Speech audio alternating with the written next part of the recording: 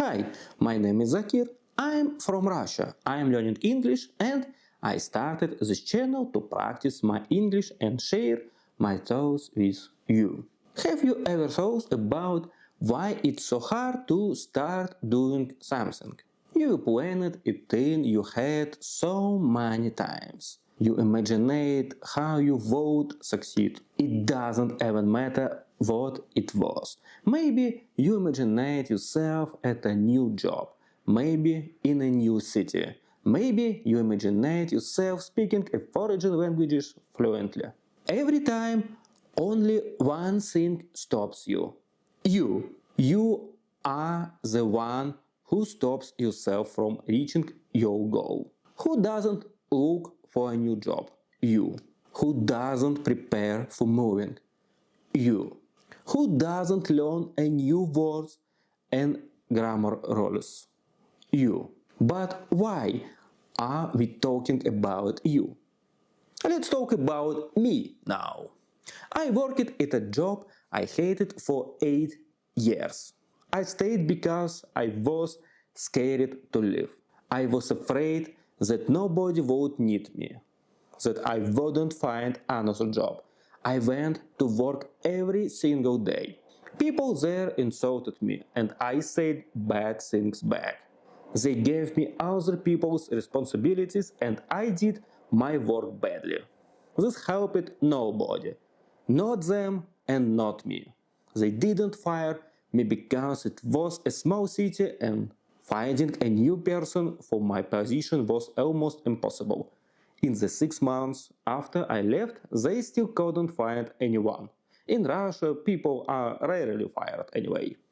And I stayed because I was scared. Scared that I really was a bad worker, that nobody needed me. I finally beat my fear.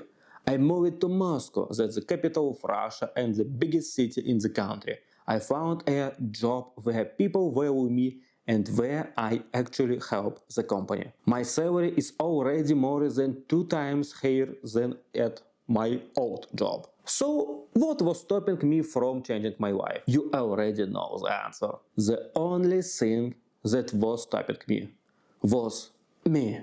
So why don't we do the things we want to do? I thought about this for a long time and I understood one thing. We are not lazy. We are simply afraid. Fear is not a weakness. It's completely normal. But the problem is that we don't even admit this fear to ourselves.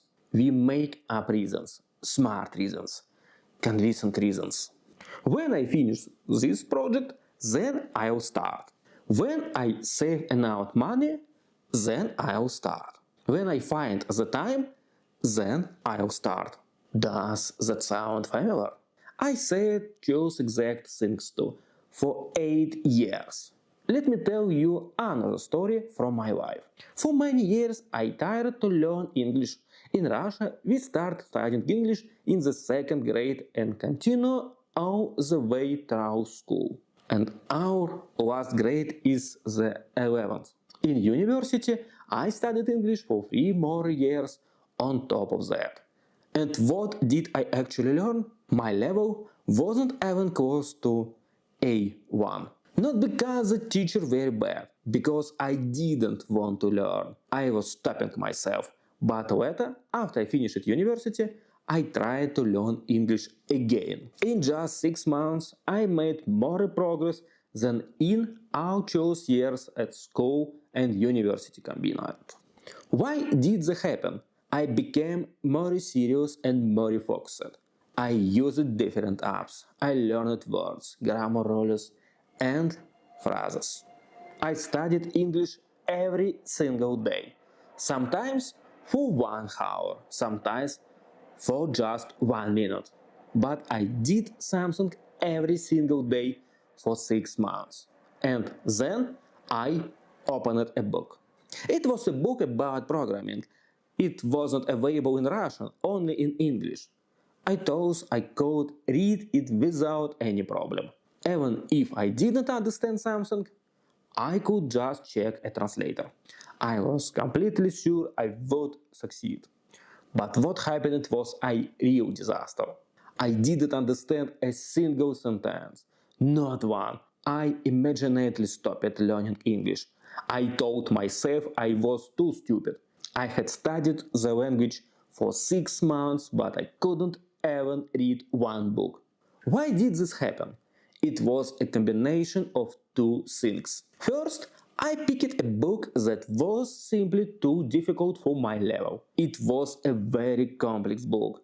It had many parts that would be hard to understand even in Russian. The whole book was full of specified technical terms and structures. The kind you can only understand if you studied them specifically beforehand. The second reason was that I was learning the languages without any real practice. I was studying words and theory, but I wasn't actually using the languages. I wasn't speaking it, reading real text, or writing anything in real life. Why I am telling about this? Because this is another reason why you don't do anything. When you face failure, you quit everything. We don't like to lose. We don't like to fail. When things get difficult, we want to give up immediately. It feels easier to just say that we are losers, that we simply cannot handle this challenge. But is that really true? Let's look at my book story more carefully. Why did I actually need to read and understand this book? Exactly the same things I had already been doing for 6 months. I just needed to start with a different book first. One where I could learn the meaning of the terms that the hard book used without any explanation. Terms I didn't understand in English or even in Russian. I needed to write down the unknown words and look up their translation. I needed to study the technical terms by finding them in Russian textbooks. Could I have done all of that? Of course. Did I do it? Of course not. It was just easier to call myself stupid, to say I have no talent for languages. Anything, just to run away from the failure. Did that help me? Of course not. I didn't get any closer to speaking English freely. I didn't learn the technology I was interested in. So what is really worth quitting everything right away? Now, I look at that story very differently. Now, when I started learning English again, I don't just learn words. I actually use the languages. I use programs in English. I watch videos, I write text, and I talk with people. Now I am not afraid of difficult books. Even if I can't understand everything right away, I can still learn something new from them. And this makes my knowledge a little better every single day. I try to follow the same principles in everything I do. Whatever I am working on, if something doesn't work, if I am not getting the result I needed, I stop and think. I look at what I already know how to do. I figure out how two skills are connected to what I can't do yet. And using that connection, I study and practice the things that I haven't learned yet. I repeat the cycle until I reach the result I need. The last story I want to tell today is connected to this channel. I enjoy telling people things. It doesn't really matter what. I can talk about history or cars, about technology or conspiracy theories, about politics or animals.